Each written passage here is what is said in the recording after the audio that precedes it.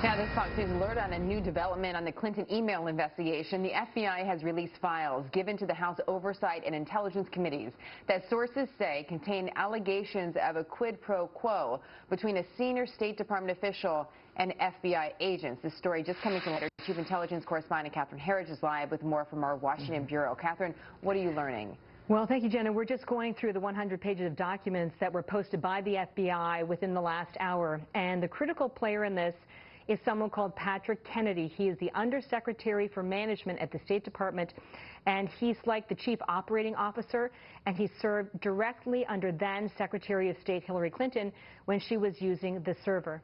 And this is the critical FBI interview, and it comes from July of 2015. And in that interview, an FBI agent makes clear that there was a discussion of a quid pro quo between Kennedy and the FBI agent.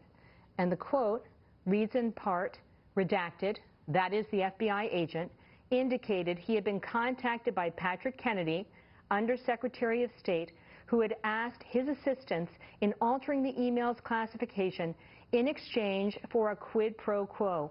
Redacted, that's the FBI agent, advised that in exchange for marking the email unclassified, State would reciprocate by allowing the FBI to place more agents in countries where they are presently forbidden.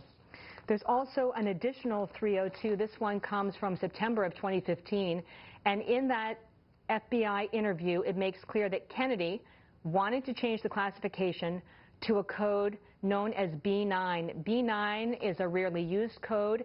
It's highly specialized for geographic intelligence.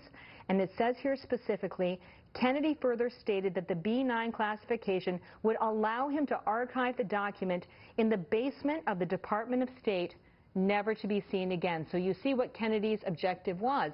It was to shield the classification so that it would never be public, and this would do damage control for Secretary Clinton, Jenna. How is that not a crime? Who directed this?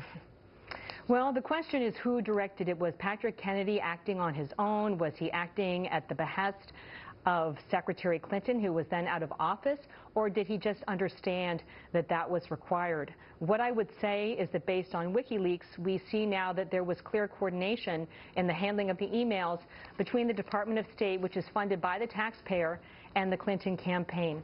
We had statements late Saturday from the State Department and the FBI saying that this quid pro quo language was misleading and it did not align with the facts, but what in fact we see is the statements from the FBI and the State Department were the issues that were misleading, not the documents. It's very clear what went down here.